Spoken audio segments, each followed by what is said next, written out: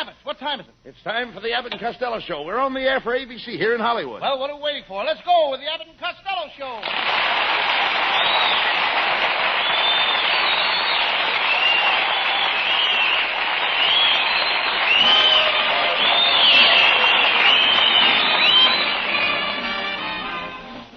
Yes, it's the Abbott and Costello Show, produced and transcribed in Hollywood for your listening and laughing pleasure, with chuckles with a carload and music by Matty Malnick.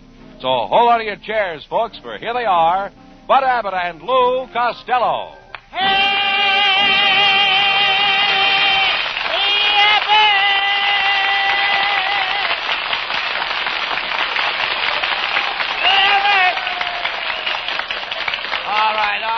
All right. Cut out that yelling. What's all the excitement? Well, I went to a party last night, Abbott. There were 30 girls there. Not one of them would dance with me or even talk to me. You didn't have any fun then? No, I was as lonesome as Fred Allen on Sunday night. I thought you were such a big shot with the girls. I don't believe you ever had a girl. Oh, yes, I did, Abbott. I had a very beautiful little blonde once, and everything was swell until one day she ran off to Florida. She married a guy, and now she has 5 children. After that, we just sort of drifted apart. She had...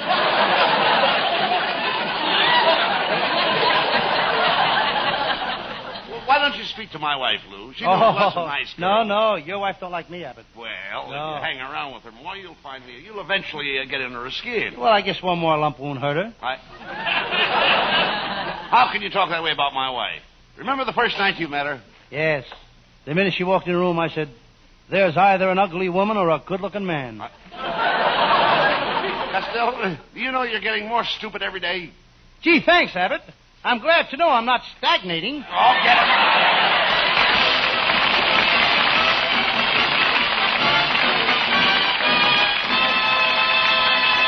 Before the boys get any further involved in nonsense, here's a thought that makes good sense.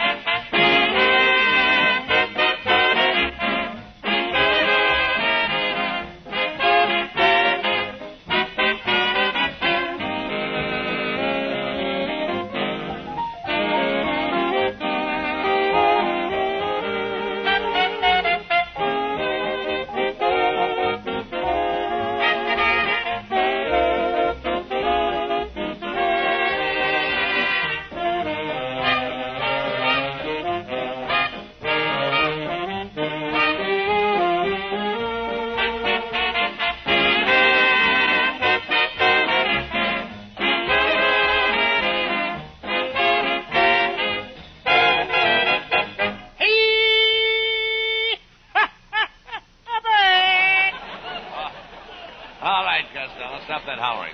What's that thing you've got under your arm? That's my new Harry Truman rifle. The Harry Truman rifle? Yes, a .48 repeater.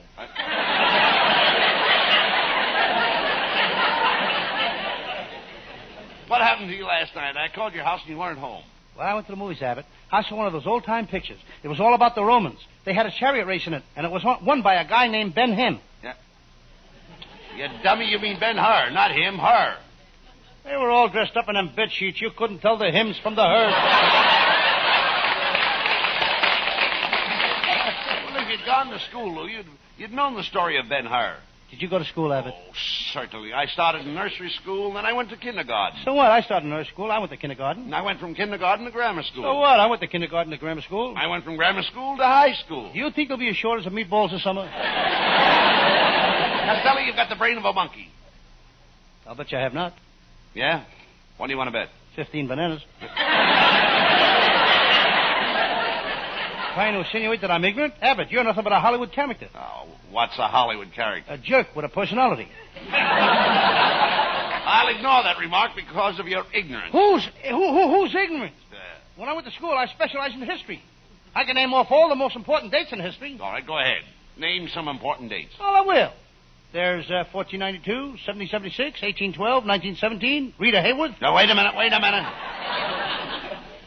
Rita Hayworth is not an important date. Ali Khan seems to think so. Costello, why don't you listen to me? Take my advice once in a while. I'm your friend. I realize that you're an idiot, and I want to assist you, Lou. What good can you do me? You're just an assistant to an idiot. Well, just look at you. You're dumpy, squatty. Now, hold it, Abbott. What do you mean? Hold it. What do you I'll mean? go for so much, and that's all. Now, it's not my fault that I didn't grow tall like the other boys. When I was a little boy over in Scotland, I used to play the bagpipes, but it gave me pneumonia. Wait a minute. Now, look. Wait a minute. How could playing the bagpipes give you pneumonia? There was a leak in the bag, and the air kept blowing up my kilts.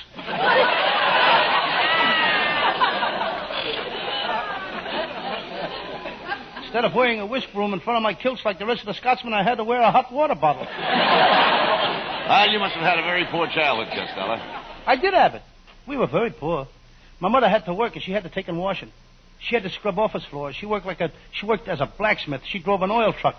And one time for 3 years, she worked in the daytime as a waitress and worked at night in a coal mine. Well, what did your father do? He kept the books. Well, I guess you had a pretty tough time when you were a kid. Yes, I'll never forget the day my mother made my first pair of long pants. It had 12 buttons down the back and 4 pockets in the front. Well, what did she make them out of? My father's old vest. I was the only kid in school that had a watch fob hanging from a knee.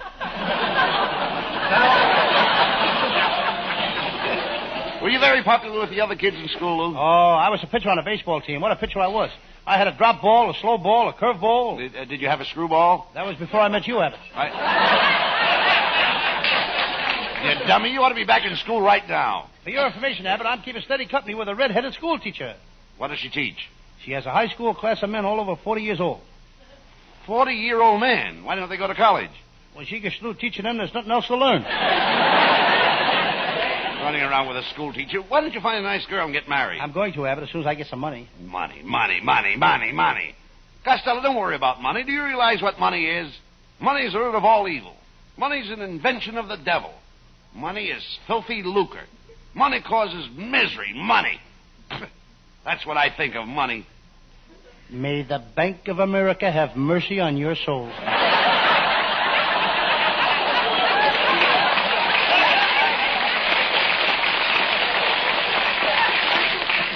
Costello, you don't need money. What you need is the love of a good woman. Find another girl like my wife, Betty. You mean there's another girl like your wife, Betty? Costello, I love my wife. My Betty's a real cookie. Your wife is a cookie? That's right. Abbott, you just set baking back 20 years. You'd be lucky to get a girl like my wife. My Betty is always straight from the shoulder. Who wants a girl that's straight from the shoulder? I like the girl that curves. Oh, Uncle Bud, something terrible just happened to me. And this is really his Uncle Bud, and this is the nephew. We don't kid about it. He's got to work. Abbott's nephew. Pay attention to what he says, folks. This may be his last performance. What is it, Norman? Nephew Norman. Why are you so excited? Well, Uncle Bud, when I was coming through the pass in the mountains, a mountain lion jumped right in the car beside me. Yes, then what happened? The lion killed me!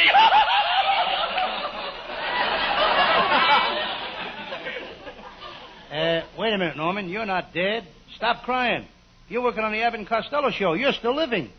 You call this living?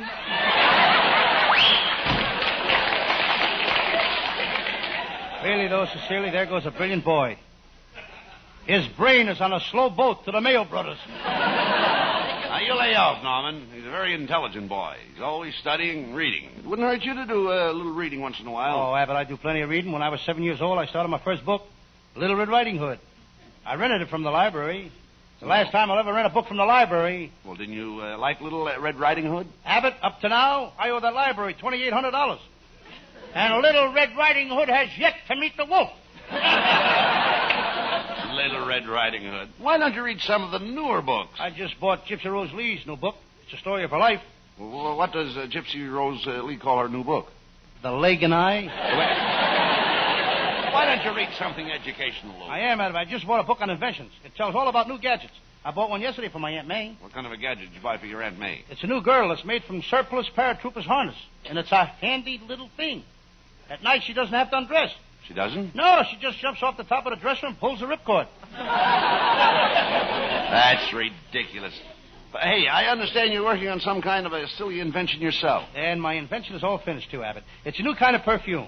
And all the girls in Hollywood are going to go crazy about it. All the girls in Hollywood are going crazy about your perfume. Why? It smells like money. I gave a bottle of it to my Aunt May. Boy, did it make her popular.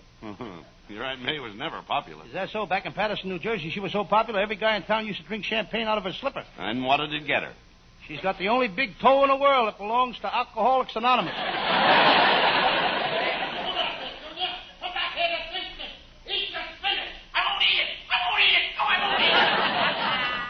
Mister, what's going on here? That's this darn kid of mine. He won't eat his spinach. Junior, you've got to eat your spinach. I ain't gonna do it. I don't like spinach.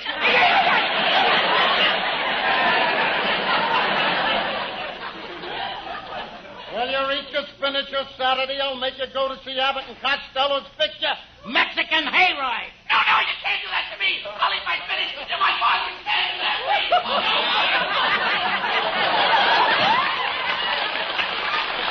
Abbott, I'd like to take that kid over to Santa Anita Saturday. What for? I want to drop him in a claiming race. Oh, hello, boy. Hey, look, Costello, it's Viola.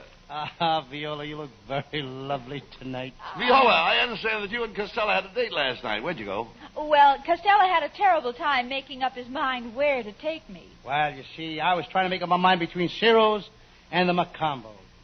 But we finally went. Where? To a hamburger stand between Ciro's and the Mocambo. Well, don't you worry, Viola. After we're married, things will be different. We'll have lots of little ones, and they'll all look like me. Oh, gee, I'd always planned on having children. I'd plan on having a few laughs here. Are you sure you're reading the same script? Lou, you shouldn't be jealous of me. I don't want to be a comedian. I don't want to make people laugh. Okay, then you read my lines. Costello, you can't be funny without me. You need me. Why, where would Edgar Bergen be without Charlie McCoffey? Where would Amos be without Andy? That's true. Certainly. One thing goes with the other. Like Dorothy Lamour. Where would she be without her sarong? I don't know, but I sure would like to be there. Costello, I think you're girl crazy. I'm not the girl for you. But, Viola, you can't leave me. What would I do without you? Don't worry about that. I'll fix you up with a girlfriend of mine. Oh, you'll be just crazy about this girl. When she meets you, she'll rush over and she'll throw her arms around you like this. Yes. And she'll squeeze you like this. Yes. And she'll kiss you like this. And this. And this. And this. There. Now, what do you think of that? When am I going to meet this girl?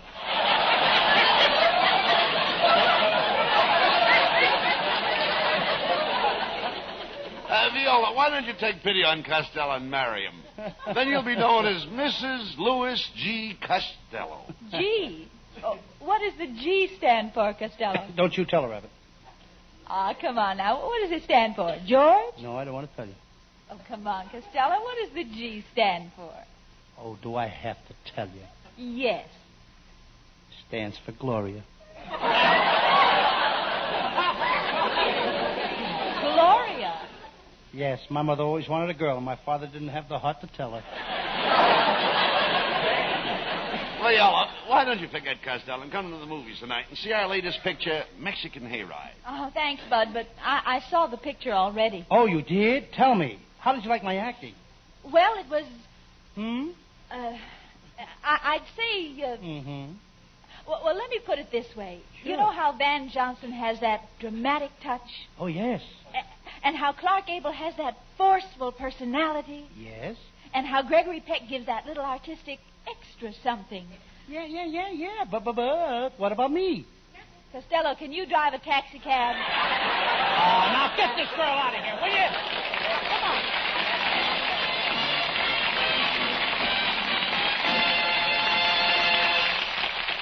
That's only half the fun, folks. Just as many laughs yet to come. But first, listen to this.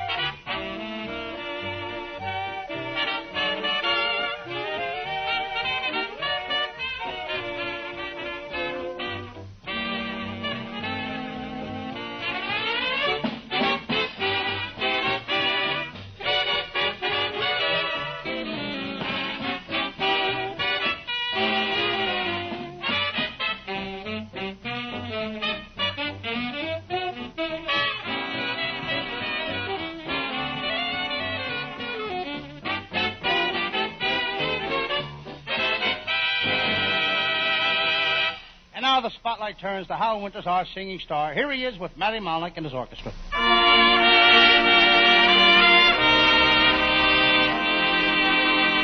I caught you, sir, having a look at her as she went strolling by.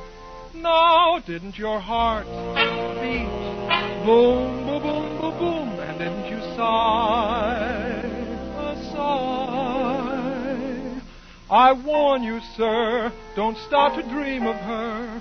Just bid such thoughts be gone, or it'll be boom, boom, boom, boom, boom, boom, boom, boom, boom, boom, boom. From then on, for once in love with Amy, always in love with Amy, ever and ever fascinated by her, sets your heart afire to stay. Once you're kissed by Amy, tear up your list, it's Amy. Ply her with bonbons, poetry and flowers, moon a million hours away.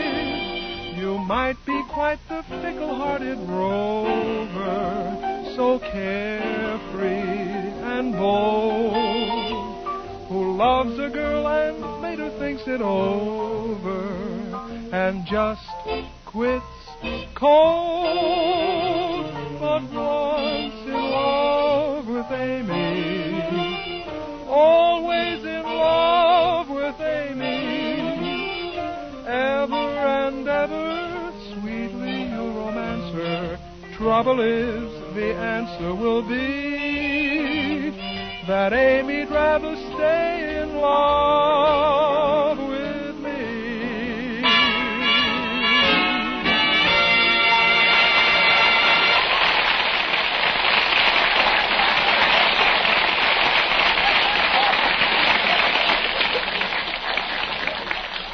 Hey, Costello, come here. How did you get your clothes so dirty? Just look at your coat. It's torn and your shirt is ripped and... That ain't my fault, Abbott. What? I was out on one of my Sam Shovel detective cases last night. I investigated a case of a robbery at the fraternity house in UCLA. But I miscalculated. Got into one of the girls' dormitories. How did you manage to do that? By careful miscalculation. Costello, instead of running around nights on those silly Sam Shovel cases, you should stay home.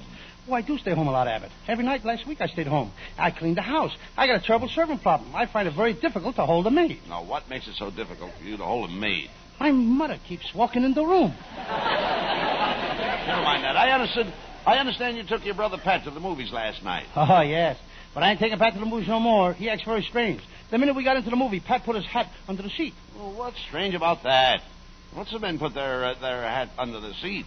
While their head is still in it. Oh, talk sense. Hey, wait a minute. Come here. What is that big manuscript you're carrying under your arm? Well, I didn't want to tell you, but it's a book that I wrote. A book you wrote? It's the first chapter. The hero is threatened by a mad doctor who tries to remove his head. In the second chapter, he meets a demented butcher who tries to put him in a meat grinder. Then it ends where 3 maniacs tie him to a tree and a squadron of wild woodpeckers peck holes in him. But nobody wants to publish it. Why not? I guess people are sick of them mushy love stories. What is your Sam Shovel detective story about tonight? Well, tonight I do one of my most famous cases. I call it the case of the photographer who was stuck up in a dark room, or he was caught with his prints down. Well, it sounds terrible, but let's do it.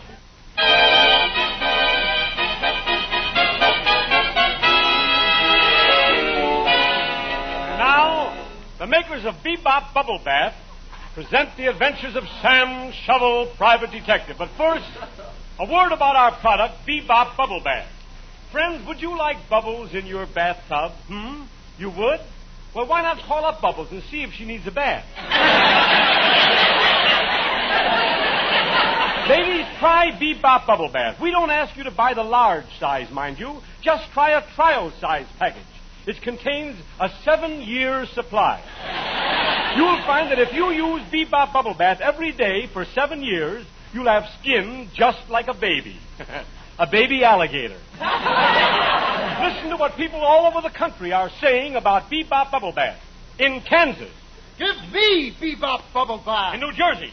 Give me Bebop Bubble Bath. In Oregon. Give me Bebop Bubble Bath. In Virginia. Give me liberty or give me death. That Patrick Henry never gives up. And now the makers of Bebop Bubble Bath bring you your favorite thriller mystery. Here he is, Sam Shovel, private detective.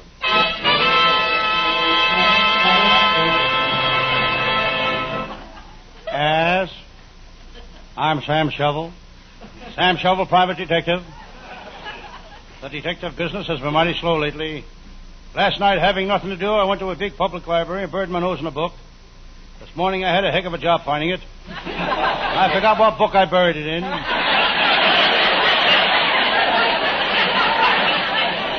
Here comes my secretary now. Did you call me, Mr. Shovel? Don't be silly. Why should I call you Mr. Shovel? My name is Mr. Shovel. By the way, Miss Jones, did you find the file on that crook, Joe Kirk? What's his name? Who? Joe Kirk. Never heard of him. Miss Jones, you and I have got to work late in the office tonight. Are you prepared? Oh, yes. I brought my brass knuckles, my fencing mask, and a baseball bat. Clever girl. She's so stylish. She was voted one of the 10 best-dressed women in Azusa. That's not so remarkable when you consider there's only 9 other women in Azusa.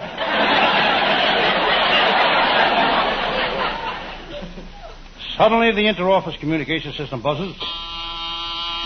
It's my secretary. She speaks. Mr. Shovel, there are 2 men here to see you about a case. Mr. Cohen and Chief Lightfoot Running Deer. I'll see the Indian first. You can go in now, Mr. Cohen. The cops have certainly got their hands full these days. Full of 5s, 10s, 20s. I think of my pal, Lieutenant Abbott of the Homicide Squad. Abbott has been on the police force for 20 years. He knows which side his bread is buttered on. He can take any piece of bread and say, this side is buttered. Sam, I'm on the trail of Zeke, the hillbilly moonshiner, burglar. Lieutenant Abbott, I'll be glad to help you. What do you want? Well, you've seen Zeke. Give me a thumbnail description of him. Well, he uses liquid polish, and his cuticle's pushed way back. Sam, I want you to go with me to the Ozarks.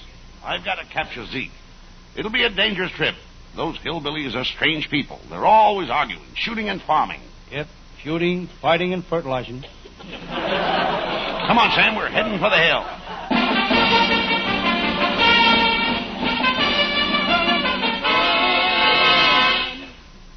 Lieutenant Abbott and I arrived in the hillbilly country. Sam, these hillbillies are strange people, but you'll have to admit they're solid citizens. They've got both feet on the ground. They've got to have both feet on the ground. They don't wear shoes. I read in the papers where a 75-year-old hillbilly wanted to marry a girl 9 years old. Did he marry her? Nope, his parents objected. They didn't want him marrying a girl who'd been divorced 3 times. Wait a minute, Sam. Here comes a bunch of hillbillies. Let's ask them if they know where Zeke is. Howdy, strangers. I'm Jim Hartfield. These here are my sons. I'm Sam Shovel, the detective, and this is Lieutenant Abbott. Boys, say hello to the strangers. Lem? Clem? Bert? Sir? Bert went to military school.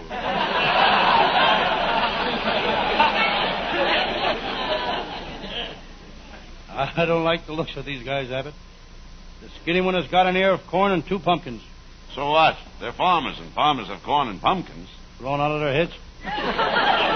Well, gotta go now. We're working on the farm.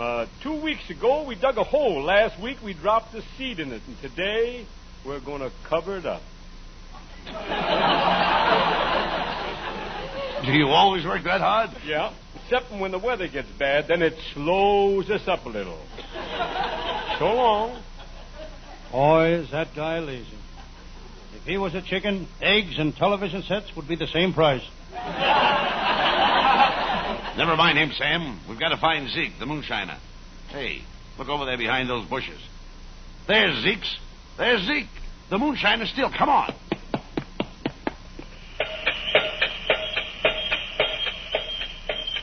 Hey, look.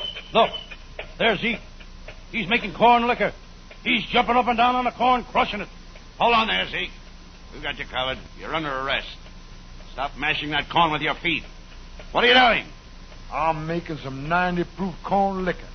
And tomorrow I'm going to make some that's 100 proof. How do you do that? For that, I take off my shoes. Zeke, how do you make that corn liquor? Well, first I mash up the corn. Then I dump in a gallon of turpentine. Then a gallon of Clorox. And 2 quarts of juniper juice. Don't you put no alcohol in it? Why? Ruin the taste? Zeke, we're taking you to jail. Sam, grab some of that moonshine for evidence. And you better taste it to make sure we got the right stuff. Lieutenant Abbott, you know I never touch the stuff. So you're a brave detective, eh? Sam Shovel, eh? Go ahead, you coward. Taste it. That stuff will grow hair on your chest. He's only kidding, Sam. Go ahead and taste it. Okay.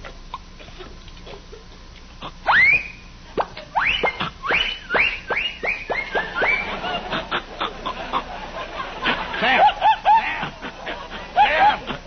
Speak to me, Sam. Don't stand there, Lieutenant. Call a barber. This hair is so thick I can't see where I'm going. Get me out of here!